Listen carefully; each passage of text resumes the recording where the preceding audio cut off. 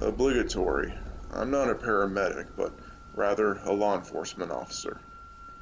Anyways, I hear a panicky call over the radio for a supervisor to attend to a unit. This was around 1 a.m., well into the night shift. I was covering the unit next door, so I popped over to see the officer. She is white as a ghost and sitting at a table. I should also mention that I'm a corrections officer. So I asked her what's up, and she just points to a cell. I look, and the window is completely covered in blood. So I look in, and I wish I didn't. It was like it was a R-rated horror scene. The guy had cut a major vein on the inside of his wrist parallel to the pinky, and then slit the skin open so he could pull it out more. Every pump of his heart squirted blood like I've never seen before. Like I said, R-rated style. There was blood on the walls, the windows, the blankets, the toilet/sink was red paint and chrome accent, the floor, my god, the floor, even the ceiling. When the paramedics arrived, he got up under his own power and walked over to the gurney. We had to take pictures and collect evidence from the scene after he was gone. I still think about that. The door was glued to the jamb with blood. The smell of iron, and the sheer amount of what was on the floor. And there it goes, playing through my head again. You have to have a strong stomach to do this job. EMT here. I'm not a medic. This one fucked me up for a bit and still makes me a much more cautious driver. So one night, some teenagers decided to race both of their Mustangs up and down the highway at 1 a.m. On one of the races, they ended up losing control at insane speeds, and initially they bumped into each other, sending the car in the right lane off into some trees where the driver somehow survived and was later medevaced in critical condition.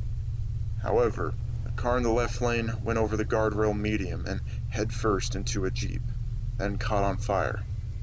We got on scene and found the now extinguished, burnt mess of the wreck. The passengers of the Mustang in the left lane were just now carbon stacks. There was no bodily or facial recognition whatsoever, just charred masses of what used to be people.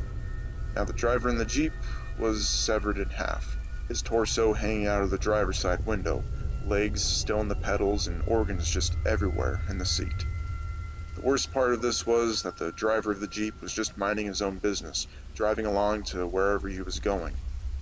Now he's dead, and all because some kids decided to be idiots. His life was over in a split second. So there's this one call I had where this guy was just doing laundry or cleaning his apartment when he ended up dropping a big bottle of bleach. The gallon container landed perfectly square and shot the bleach straight into this guy's eye. He ended up losing that eye because of it. I've seen more gore and things of that nature, but I think of that guy every time I see a gallon of bleach. Not at work responding to a wreck, but a car went off the road right outside of my house. They ended up hitting a concrete drainage cylinder in a ditch.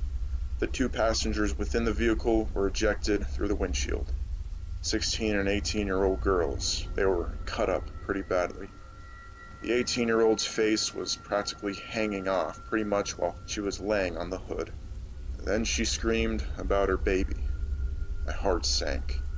We ended up finding an 18-month-old wedged underneath the passenger seat in pretty bad shape, unresponsive.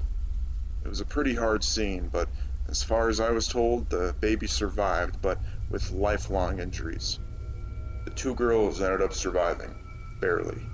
We ended up finding that the driver was drunk as a skunk. Don't fucking drink and drive, especially when you have a kid on board. Former EMT here, with less than 1 year as an on-call and 3 years as beach EMT work and lifeguard patrol. Now this was the one call that literally made me quit. So my unit gets called to a multi-car collision on the interstate. We arrive to a sedan on its side in the right-hand lane and an SUV in the medium over top of the cable stop. Two men and one female adult were walking around with minor scrapes and bruises, while a woman was in hysteria off to the side. Fire rescue was working on the SUV when we arrived, and what had happened was that the SUV, when it rolled over, it landed on the post, perfectly squishing the child in the center car seat. The 5-year-old sister was pinned by the neck and waist to the seat, and the 7-year-old brother was completely decapitated with his head sitting on the roof, basically looking at his younger sister. I removed the head and talked to the little girl, who was the age of my daughter at the time, telling her that everything would be okay. Fire rescue cut into the cables to release her from her seat, but because there was tension in the cables, they moved and basically sliced her in half. She didn't make the 20 feet to the ambulance, literally died in my arms. Her intestines were all over me. It was very gruesome. That one was what made me quit. So my best friend is a paramedic. She once took a call for a child who had fallen into a pool. There were actually 2 little kids who had wandered out of their home, and they found the little girl floating in the shallow end of the neighbor's pool. No sight of the little boy. The dad had gotten the little girl out of the pool and was desperately trying CPR when the paramedics arrived. Still hadn't found the little boy. The paramedics took over CPR and then, not long later, found the little boy in the deep end of the pool. My friend said that the dad was wailing and horrified that his little boy had been there that whole time and he hadn't helped him or even thought to look in the deep end. Both of the children were pronounced dead. Volunteer firefighter from the 90s here. So this one call, we had an SUV that flipped over the guardrails in the mountains, and we were tasked with weeding through the river 60 feet below to try and locate the body parts of the 8-year-old girl. I still have nightmares. This wasn't me personally, but rather my grandfather, who was an EMT prior to being a firefighter, had some horrible stories to share, but one always seemed to stick out to me. He was on a late night shift on a dark rainy night in Fresco, California, when they got a call about a hysterical man in a residential area walking around covered in blood. My grandfather had got there. The man was sitting on the curb in a trench coat, very much in shock and not responding to any questions. As they checked him, he noticed that he was completely naked underneath his trench coat, but with no wounds to be found, making no sense as to why he was covered in so much blood. My grandfather noticed that the majority of the blood was coming from his pocket, so he opened it, revealing a human heart.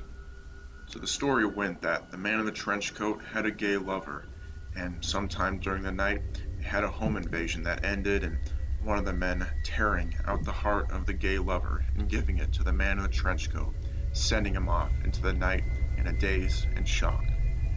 My grandfather still sleeps so well, I don't get it.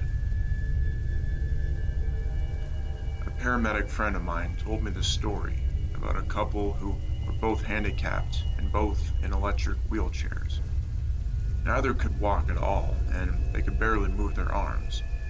So one night, the guy was sitting in a woolen sweater, and he was just smoking. Before finishing a cigarette, he got tired, and his head tilted down and ignited his sweater. When the medics arrived, he was obviously pretty dead, and as crispy as grilled pork skin. The lady told the medics that she had helplessly rolled back and forth between the sink and him, getting a cup of water at a time and tossing it on him. That was absolutely heartbreaking. So my mother, who was an ER doctor, once told me about this woman who was hit by a bus. She was literally squashed under the wheels, and when her son tried to save her, grabbed her by the only leg that was still visible. He pulled and pulled until it detached from her body. Oh my god! I was like 10 when she told me, and it fucked me up for a while. Hey guys, it's Gote here. Let's end this video with a nice note and a quick little dad joke. What's brown and sticky, a stick, I'm pretty sure a lot of you have already heard that one, but it's honestly the only thing I can come up with right now after reading all those. Anyways, I hope you guys enjoyed to the best of your ability. If any of you have any personal stories of your own you would like for me to share in a future video, please do not hesitate to send them to me via my personal email linked in the description below, and I'll be sure to include them soon. I did get a request to make more EMS policing EMT stories, so this is what this video is, and I will definitely be putting more of them out there. So if you have any video suggestions you want to comment, be sure to do that. If you're not subscribed to the channel already, do that. It really helps me out, and it's free. So all that out of the way, thank you so much for listening, and I will see you mates in the next episode.